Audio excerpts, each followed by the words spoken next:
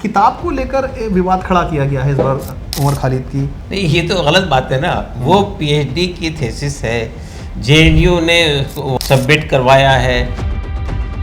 वो किताब छपने के बाद अब तक उसके 3 एडिशन निकल चुके हैं। इतनी पॉपुलर हो रही है वो किताब। लेकिन जो वहाँ का प्रशासन है वो कह रहा है कि जो उमर खालिद ने जेल में रहकर अपने अनुभव साझा किए हैं जेल में रहने नहीं, वो किताब नहीं है। उन्होंने जेल में रहकर कोई किताब नहीं लिखी है? नहीं, कोई किताब नहीं जेल में। ये जेल में जाने से पहले ये थीसिस सबमिट हो चुकी थी। आप किस तरह देखते हैं कि आपके बेटे की उस किताब को नहीं पढ़ने दिया गया वहाँ? इस तरह जितनी कोशिशें की जा रही है, किताब को रोक दिया जा रहा, नहीं पढ़ने दिया जा रहा, फंक्शन नहीं करने दिया गया, इससे तो किताब और पॉपुलर हो रही है।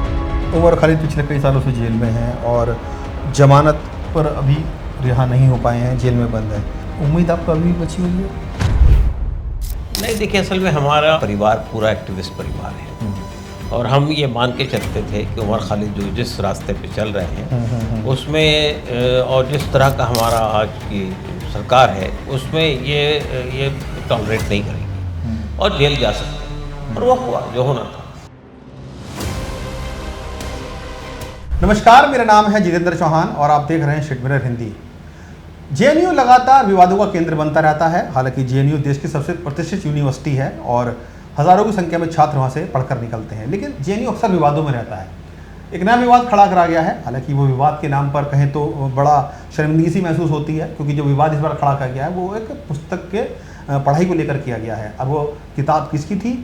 आपको उमर खालिद जो कि फिलहाल अभी जेल में है, उनके पर आरोप लगे हुए हैं, अब मामला चल रहा है, जमानत उनको मिली नहीं है। लेकिन किताब पढ़ने ना देना और उन किताबों का जो अंश है उनको रीड ना करने देना, ये शायद एक आज़ादी के ऊपर कहीं ना कहीं प्रहार माना जा सकता है। और उमर खालिद की जो किताब थी प्रिजन के ऊपर उन्होंने लिखी थी, क्योंकि वो भी जेल में बंद है और अनुभव उन्होंने उसमें शेयर किए हुए हैं। और आइसा या जेएनयू के जो तमाम जो संगठन हैं वो मिलकर एक प्रोग्राम रख रहे थे जिसमें उन किताबों को पढ़ा जाना था। इसी का विरोध किया गया और प्रशासन ने उनको अनुमति नहीं दी है कि ये किताब इस तरीके से यहाँ पढ़ी नहीं जा सकती है। आखिर क्यों प्रशासन को लगता है कि इस किताब को पढ़ने से विवाद खड़ा हो सकता है?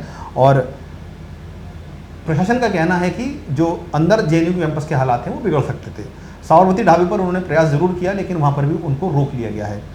आखिर क्यों रोका गया है? क्या प्रशासन की ये मंशा है? छात्र आखिर ऐसा क्यों करना चाह रहे थे? इन्हीं सब बातों को लेकर चर्चा करेंगे। मेरे साथ उमर खालिद के पिताजी मौजूद हैं, सैयद इलियास साहब हैं। इलियास साहब, बहुत शुक्रिया हमसे जुड़ने के लिए। किताब को लेकर विवाद खड़ा किया गया है इस बार उमर खालिद की, कि जो उन्होंने किताबें लिखी हैं और जेल में रहते हुए शायद उन्होंने किताब लिखी है, वो आई गेस प्रिजन के ऊपर जो भी जेल में हैं वो, उस किताब को पढ़ने से रोका गया है। खालिद साहब, क्या मतलब क्या लगता है कि क्या मंशा होगी छात्रों की? उसको पढ़ने की आखिर ज़रूरत क्या पड़ी उनको और प्रशासन ने क्यों मना कर दिया? देखिए, उमर खालिद की जो किताब है फ्रैक्चर्ड कम्युनिटीज़ जी, वो जेएनयू के ही अंदर उनका रिसर्च है, उनकी पीएचडी की जो थीसिस है उसी पर वो किताब आधारित है। तो जाहिर है कि जेएनयू के एक एक्स स्टूडेंट वहीं की थीसिस, वहीं पर वो थीसिस सबमिट हुई है, वहीं पे उनको पीएचडी अवार्ड हुई है, वही किताब फाइनली प्रकाशित हुई है। तो अब उस किताब को वहाँ उसको पढ़ा जाना था, उसके लिए अनुमति मिल गई थी पहले ऑडिटोरियम के अंदर, बाद में अनुमति कैंसिल कर दी गई और बाहर में जब स्टूडेंट ने बाहर रखा कि हम बाहर प्रोग्राम करेंगे, वहाँ भी उनको इजाज़त नहीं दी गई। तो मेरे ये समझ में नहीं आता है कि प्रशासन को आखिर इसमें परेशानी क्या थी, क्योंकि वो किताब तो कोई ऐसी किताब नहीं है जो यानी कोई जेएनयू से बाहर की कोई किताब हो, बल्कि जेएनयू के में ही उमर खालिद रहते हुए जो पीएचडी की थी उसी पर आधारित वो किताब थी। तो उस किताब को पर पाबंदी लगाना, उसको बैन करना, उसको नहीं पढ़ने देना, मैं समझता हूँ कि मैं समझता हूँ कि प्रशासन की तरफ से ये जो कुछ किया गया ये गलत था, ऐसा नहीं होना चाहिए था। आप पिता भी हैं, उनके खुद लेखक भी हैं और आपने पढ़ाई भी करवाई है बच्चों को। पिता के तौर पर आप किस तरह देखते हैं कि एक बेटे ने जो किताब लिखी, भले ही वो थीसिस है या उनके जो अभी जेल में रह के उन्होंने कुछ लिखा है, पढ़ने नहीं दिया जाएगा, पिता के तौर पर आप किस तरह देखते हैं उसके बात को? देखिए, वो किताब जो है वो किताब बेसिकली आदिवासियों की सिंहभूम के आदिवासियों पर वो किताब है और आदिवासी मूवमेंट को दर्शाती है कि आदिवासी। लेकिन मैं आपको रोक रहा हूँ, आप जो बात कर रहे हैं कि जो थीसिस की बुक की बात कर रहे हैं, लेकिन प्रशासन का वहाँ का ये कहना है कि उमर खालिद की ये वो किताब पढ़ाई जा रही थी वहाँ पर जिसको कहीं ना कहीं लोगों के मन में एक भावना गलत पैदा हो सकती थी, क्योंकि उन्होंने जो बातें उसमें लिखी हुई हैं वो समाज के लिए ठीक नहीं है। उनका ये तर्क है। नहीं, ये तो गलत बात है ना। वो पीएचडी की थीसिस है, जेएनयू ने वहाँ उसको सबमिट करवाया है। जेएनयू के ही एक यानी वहाँ के टीचर हैं, उनके अंडर में पीएचडी किया गया है। वहीं पे वो पीएचडी अवार्ड हुई है उमर खालिद को। तो वो उसके अंदर कौन सी ऐसी बात है? पीएचडी की बात तो, ये थीसिस की बात तो आप कह रहे हैं, और जेएनयू के जो स्टूडेंट आईसा के या तमाम लेफ्ट संगठन के छात्र हैं वो कह रहे हैं, लेकिन जो प्रशासन है वो कह रहा है कि वो किताब नहीं है जो उन्होंने थीसिस में लिखी है। नहीं, ये दूसरी किताब की पढ़ाई जा रही थी, जिससे कि कानून व्यवस्था बिगड़ सकती थी अंदर, और छात्र गुट आपस में लड़ सकते थे, विरोध हो सकता था उनका, इसीलिए एहतियात के तौर पर मना किया गया है। तो कहीं ना कहीं दो बातें आ रही हैं इसमें सर। नहीं, देखिए, असल में यानी जो कुछ भी अनुशासन की तरफ से जो बात कही जा रही है वो गलत है। इसलिए कि किताब तो वही है जो पीएचडी थीसिस पे आधारित है। उसमें सिर्फ आप कह सकते हैं कि रामचंद्र गुहा का फॉरवर्ड है, बाकी वो पूरी किताब वही है जो पीएचडी का थीसिस है। तो इसलिए उस पर क्या अनुमति हो सकती है, मुझे तो समझ में नहीं आता है, नंबर 1। दूसरी बात ये कि वो किताब छपने के बाद अब तक उसके 3 एडिशन निकल चुके हैं। इतनी पॉपुलर हो रही है वो किताब। कल उसका जो है सो प्रेस क्लब में भी उसका वो है, किताब को इनॉग्रेशन है। तो मैं ये कहना चाहता हूँ कि असल में ये किताब को इतना ज़्यादा पब्लिक के अंदर वो मिल रहा है, सपोर्ट मिल रहा है। अभी वो चौथा एडिशन शायद होने जा रहा है उसका, और वो इतनी पॉपुलर किताब हो रही है। उस किताब को आप मेरे ख्याल से जेएनयू में तो खुशी होनी चाहिए थी कि हमारे एक स्टूडेंट की एक किताब, एक थीसिस जो हमारे यहाँ सबमिट हुआ था वो पब्लिश हुआ है।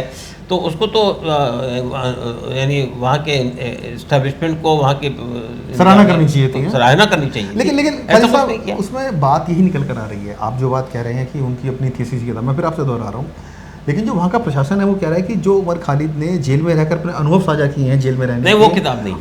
और जो कोर्ट में प्रोसेसिंग चली गई हैं और किस तरीके से कॉन्स्पिरेसी पूरी करी गई, जो भी एक्ट उनके ऊपर लगाए गए हैं, उन्होंने अपना अनुभव साझा किए हैं, उससे कहीं ना कहीं जो कि व्यवस्था है वहाँ की खराब हो सकती है। तो क्या ऐसी कोई किताब उमर खालिद ने नहीं लिखी? नहीं, ऐसी कोई किताब उमर खालिद की नहीं आई है जिसमें उन्होंने जेल में रहकर कोई किताब नहीं लिखी है? नहीं, कोई किताब नहीं लिखी जेल में। ये जेल में जाने से पहले ये थीसिस सबमिट हो चुकी थी, इस पर अवार्ड हो चुका था। इसका कोई ताल्लुक जेल के अनुभव पे नहीं है।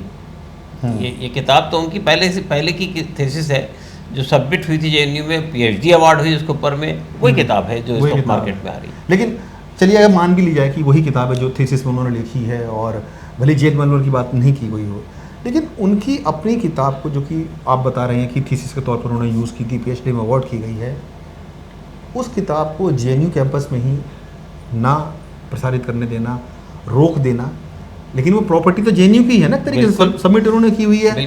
तो एज ए फादर आप किस तरह देखते हैं कि आपके बेटे के उस किताब को नहीं पढ़ने दिया गया, वहाँ पीड़ादायक? नहीं, मतलब मेरा कहना ये कि इस तरह जितनी कोशिशें की जा रही है, किताब को रोक दिया जा रहा, नहीं पढ़ने दिया जा रहा, फंक्शन नहीं करने दिया गया, इससे तो किताब और पॉपुलर हो रही है। उसमें हमारा कोई नुकसान नहीं है, उन्होंने अपना ही नुकसान किया है। वो किताब और पॉपुलर होगी, वो किताब और ज़्यादा प्रकाशित होगी, और ज़्यादा पब्लिक के दरमियान जाएगी। तो हमारे नज़दीक उस प्रोग्राम को रोकने से जेएनयू कोई फ़ायदा उठाना चाहता तो वो उसने नहीं उठाया, बल्कि उसका उल्टा उसका हो गया है। आपके पास वो किताब है?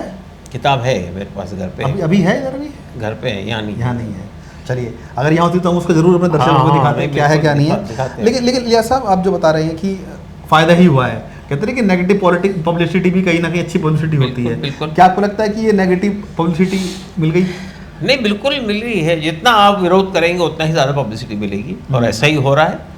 और आप देखिए ना, मैंने बताया कि उमर खालिद जेल में है, उनके दोस्त प्रोग्राम कर रहे हैं, उनके दोस्तों ने वो किताब पब्लिश करवाई है, और वो किताब इतनी ज़्यादा पॉपुलर हो रही है कि चौथा एडिशन निकलने जा रहा है उसका। तो इससे आप अंदाज़ा लगा सकते हैं कि वो किताब को जितना दबाने की आप कोशिश करेंगे उतनी ज़्यादा वो सर्कुलेशन में आएगी।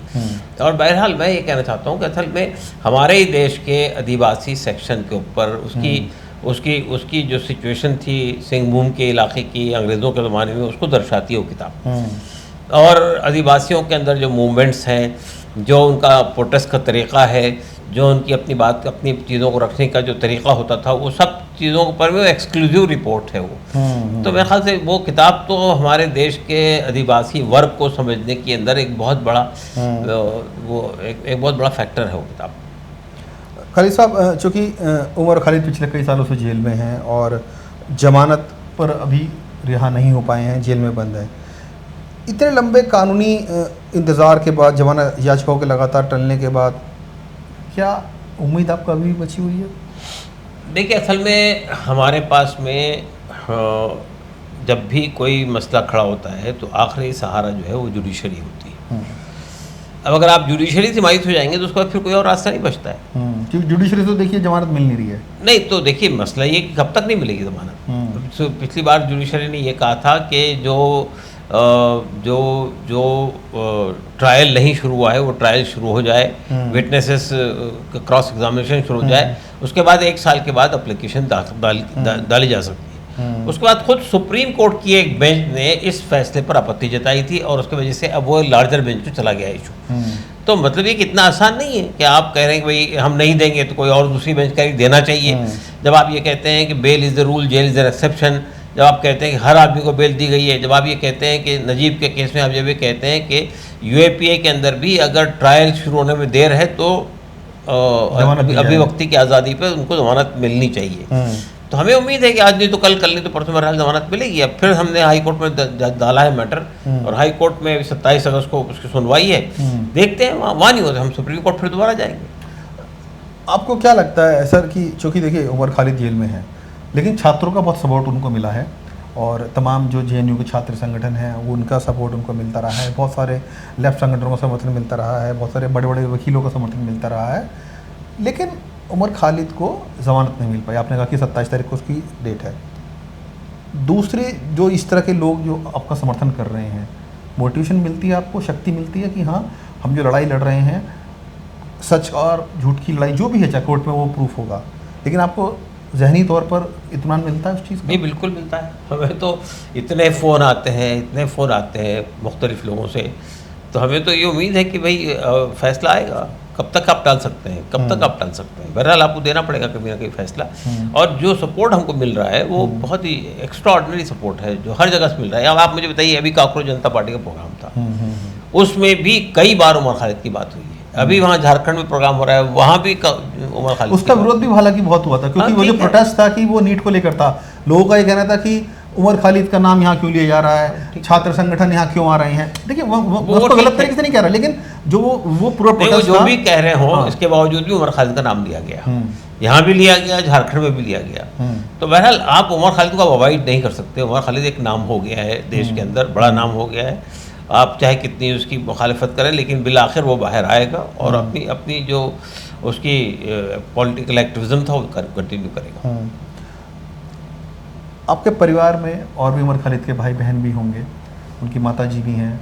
लंबा इंतज़ार बहुत हो गया है, कई साल हो गए हैं जब वो जेल में हैं। अभी परिवार के लिए कितनी बड़ी चुनौती बनी हुई है अभी भी, कि चूँकि एक बाप के लिए, एक माँ के लिए, एक भाई के लिए, बहन के लिए बड़ा मुश्किल हो पाता है ये सब चीज़ें सहन कर पाना, कि उनका अपना एक कोई जेल में बंद है और सुनवाई नहीं हो रही है, जल्दी से जल्दी सुनवाई नहीं हो पाती है, बहुत सारी चीज़ें हैं, बहुत सारी मुश्किलात भी आती हैं। इन सब के दौरान आप लोगों ने अपनों को किस तरीके से परिपक्व किया, हैंडल किया? ज़रूर ज़हनी तौर पर, मानसिक तौर पर इंसान टूट जाता है, लेकिन आप लोगों से आपसे समझना चाहूँगा मैं। नहीं, देखिए, असल में हमारा परिवार पूरा एक्टिविस्ट परिवार है और हम ये मान के चलते थे कि उमर खालिद जो जिस रास्ते पे चल रहे हैं उसमें और जिस तरह का हमारा आज की सरकार है उसमें ये टॉलरेट नहीं करेगी और जेल जा सकते हैं। और वो हुआ जो होना था। इसलिए हमारे लिए कोई यानी ऐसी अनहोनी बात नहीं थी जो उमर खालिद को जेल जाना। लेकिन ये जो लंबा वक्त लग रहा है, आप मुझे बताइए कि उमर खालिद के भांजे भतीजे हैं, वो जब पैदा हुए थे अब वो स्कूल जाने लग गए 6 साल का वक्त गुजर गया। तो जाहिर है कि जब उमर बाहर आएंगे तो उनको तो लगेगा ना दुनिया बदल गई पूरी। बिल्कुल। तो मेरा ख्याल है वो हमारे लिए, फैमिली के लिए तो कठिन घड़ी है, इसमें कोई शक नहीं है। उनकी माँ के लिए बहुत ही कठिन वक्त है, पीड़ादायक होगा। बिल्कुल। उनकी बहनों के लिए बहुत कठिन वक्त है ये। जब भी वो यहाँ आते हैं उमर खालिद से मुलाकात नहीं होती है, टेलीफोन पे बात हो जाती है, इसलिए कि टेलीफोन का वो चीज़ हासिल है अभी। तो मैं समझता हूँ कि ये ज़ाहिर है कि किसी भी आदमी को, और फिर ये कि आप मतलब बताइए कि हमारे यहाँ कानून ये कहता है कि भाई आपने केस किया है तो ट्रायल कीजिए, जल्द से जल्द बताइए कि क्या वो आदमी गुनहगार है या नहीं है, लेकिन आप ट्रायल भी नहीं करते हैं। आप मुझे बताइए 6 साल में अब तक के ट्रायल ही शुरू नहीं हुआ है। आप वो तो छोड़ दीजिए, या तो उस एक्ट की ऐसी कुछ है कि ट्रायल भी जल्दी शुरू नहीं, डेलिबरेटली ट्रायल शुरू नहीं किया जा रहा है। ऐसा नहीं है कि जो वो एक्ट में क्या है, भाई अदालत का काम है ट्रायल शुरू करना, लेकिन कोई ना कोई बहाना होता है। अभी यानी आप सोचिए कि विटनेसेस 900 विटनेसेस हैं, 30,000 पन्नों की चार्जशीट है, तो आप बताइए वैसे ही कितना लंबा वक्त लगेगा। लेकिन आप जो है उसको डिले करते जा रहे हैं। तो जब चार्जेस ही फ्रेम नहीं होंगे तो कब ट्रायल शुरू होगा, कब विटनेसेस आएंगे और कितने साल लगेंगे, तो आप अंदाजा लगा सकते हैं। लेकिन जो चार्जशीट फाइल हुई है उसमें तमाम तरह के आरोप भी लगाए गए हैं सर, कि जो दंगा हुआ उसकी कॉन्स्पिरेसी इन्होंने रची शर्जील मोहन के साथ मिलकर, तमाम तरह की बातें सामने आई। मैं उस चीज़ पे नहीं जाता, लेकिन चीज़ें तो कोर्ट में यही पेश की जा रही है उनकी तरफ से। देखिए, कोर्ट में जो केस चल रहा है उस पर हम बात नहीं करेंगे, लेकिन उमर खालिद के खिलाफ में कोई चार्जेस नहीं है दंगा आरोप में। जिस ज़माने में दंगा हुआ था उमर खालिद यहाँ से 1000 किलोमीटर दूर प्रोग्राम में थे, तो वो यहाँ थे भी नहीं शामिल। फिर ये कि उनकी जो उनका जो भाषण हुआ था अमरावती में जिसको पेश किया गया, उसमें कोई ऐसी बात नहीं है। पूरे कोर्ट के अंदर 2 बार सुप्रीम कोर्ट पे भी, हाई कोर्ट पे भी, लोअर कोर्ट पे भी वो पूरी स्क्रीनिंग करा के दिखा दिया हमने, कुछ नहीं है उसके अंदर। तो आखिर उमर खालिद के खिलाफ सबूत क्या है? कोई सबूत नहीं। जमानत भी तो नहीं मिली ना। हाँ, जमानत नहीं मिल रही है। कोर्ट भी क्या कहते हैं फिर इसका मतलब? बस यूएपीए लगा हुआ है। कानून ऐसा है ना भाई, काला कानून हमारे यूएपीए कानून काला कानून है। ऐसा कानून बना दिया आपने कि उसमें जमानत नहीं मिल सकती है। अदालत जैसी आता है यूएपीए लगा हुआ है, नहीं जमानत नहीं मिल सकती। तो ये कोई रीज़न नहीं है ना। यूएपीए के अंदर ही नजीब के केस में आपने ये कहा कि किसी आदमी को ट्रायल अगर लंबा होने के चांसेस है तो आप उसको अभिव्यक्ति की आज़ादी के तौर पे उसको जमानत देनी चाहिए, जमानत मिलनी चाहिए। जमानत को डिनाई करने का कोई तुक नहीं है। जैसा एक चीज़ और समझना चाहूँगा कि जैसे आपने बोला कि उमर खालिद एक बड़ा नाम बन गए हैं अब देश में, लोग जानते हैं उनको, जितना ये उनके खिलाफ नेगेटिविटी करेंगे उतना वो पॉजिटिव जनता के मन में होंगे। लेकिन हमेशा विवाद ही क्यों खड़ा होता है? कोई पॉजिटिव चीज़ निकल के क्यों नहीं आती उमर खालिद की? हमेशा विवादों का ही कारण बन जाते हैं उमर खालिद, चाहे किताब रिलीज़ करना हो, उनकी कुछ स्पीच हो, या उनकी ज़मानत हो, या स्टूडेंट विंग्स की तरफ से कुछ बात कही जानी हो। उमर खालिद का ना जब भी आता है कोई ना कोई कंट्रोवर्सी क्रिएट हो जाती है। भाई उमर खालिद का नाम एक सिलेक्ट कर लिया गया है, हर चीज़ से उसको जोड़ने की कोशिश होगी। अब आप मुझे बताइए कि जेएनयू में किताब पढ़ा जाना कौन सा ऐसा विवादित काम था, वो लेकिन उसको भी आपने कर दिया। तो ये असल में एक नाम ऐसा मिल गया है आपको कि जिसको हर चीज़ से आप कनेक्ट कर देते हैं। या फिर यूँ कह दें कि इसको उमर खालिद का दूसरा नाम विवाद बना दिया गया है। हाँ, बिल्कुल ऐसे ही हुआ है, वैसे ही हुआ है। अभी उमर खालिद बाहर आएंगे तो इतना आसान नहीं उनका, इतना समाज में इतना ज़्यादा प्रोपगंडा किया गया है, इतना आसान नहीं उनका बाहर फ्रीली घूमना। तो जाहिर है कि ये तो डेलिबरेट ये कोशिश की गई है कि आदमी को इतना बदनाम किया जाए, इतना बदनाम किया जाए कि उसके लिए आज़ाद लाइफ गुजारना आसान नहीं रहे देश के अंदर। लेकिन ऐसा सबके साथ हुआ है हमारे देश के अंदर। जिन लोगों ने भी, अंग्रेज़ों के ज़माने में क्या होता था, सुभाष चंद्र बोस हो या दूसरे लोग हैं जिन्होंने भी आज़ादी की लड़ाई लड़ी, उनके साथ क्या किया गया था वैसे किया गया था। यानी यहाँ तक कि सुभाष चंद्र बोस को यहाँ से जाना पड़ा था देश से। मतलब आप उमर खालिद को सुभाष चंद्र बोस से कंपेयर कर रहे हैं? नहीं, सुभाष चंद्र बोस तो उनके आइडियल है, वो तो जब आइडियल होना अलग बात है, लेकिन नहीं, मैं बताना चाह रहा हूँ जो देश की आज़ादी के लिए लड़े, लेकिन जो उमर खालिद के ऊपर आरोप तोड़ने के आरोप लगे हैं सर, आप कैसी बात कर रहे हैं? आप देखिए ना, समझिए बात को आप। नहीं, आरोप चाहे कुछ भी लगे, आरोप से कुछ नहीं फर्क पड़ता है। आरोप तो आरोप ही है। जब तक आरोप लगे हैं तभी तो वो आरोप लगे हैं ना, वो कुछ किया होगा उन्होंने तभी लगे हैं ना।